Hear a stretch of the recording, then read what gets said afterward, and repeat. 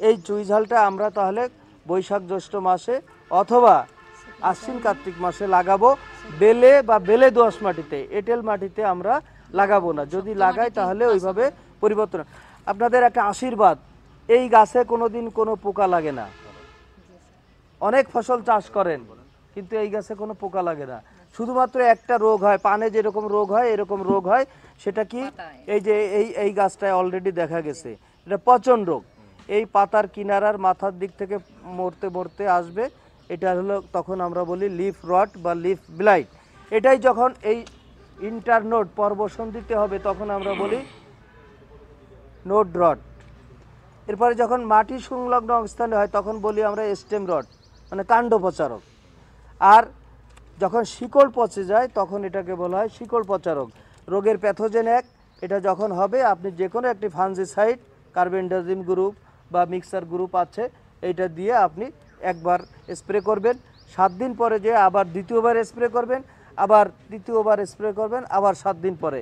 যদি এই পচন রোগ হয় সাথে সাথে স্প্রে করবেন, না হলে কিন্তু আপনি এই চুই ঝালের চারা বাঁচাতে পারবেন না বা গাছ বাঁচাতে পারবেন না। ঠিক আছে, আমাদের মূল আলোচ্য বিষয়, আপনার যে বেগুনের ক্ষেত আছে, করলার ক্ষেত আছে, ধানের ক্ষেত আছে, এই জমিতে আমি হাত দেব না।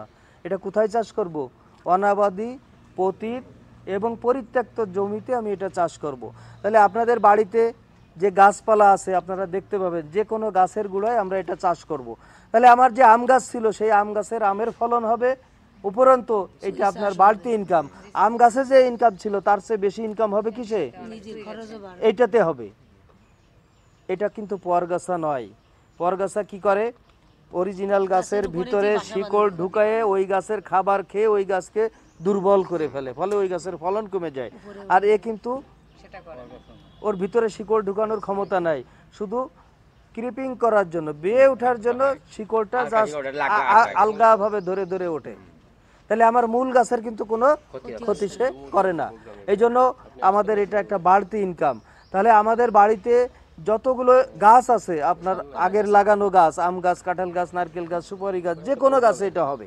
তাহলে সেই গাছের গোড়ায় আমি মাদা তৈরি করে একটা একটা করে আমি এই করতে থাকবো। এরপরে আর কোথায় লাগাবো?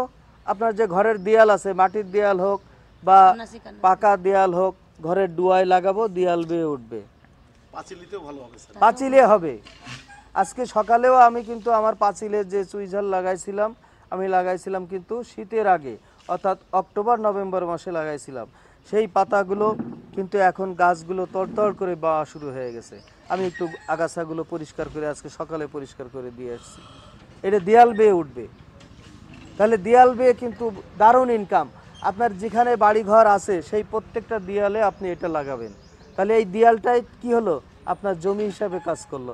আপনি বাড়ির ছাদের উপরে লাগাবেন টবে করে, তাহলে আপনার ছাদটাও তখন জমি হলো। অর্থাৎ আমার বাড়তি যে ইনকাম এই চুই ঝাল থেকে হবে, কোনো জমি বা অতিরিক্ত মাটি ছাড়া। কিন্তু আমরা এটা যদি বেশি বেশি চাষ করি তাহলে আমার কিন্তু খরচ নেই। শুধুমাত্র এই প্ল্যান্টিং ম্যাটেরিয়ালটা আজকে নিয়ে যাবেন, একটা গাছ বাঁচাবেন, তারপরে এখান থেকে মিষ্টি আলু, পটলের যেমন কাটিং করে আপনারা লাগান, ওইভাবে সমস্ত বাড়ি আপনারা ছড়িয়ে দিবেন এবং এটা আপনারা পারবেন।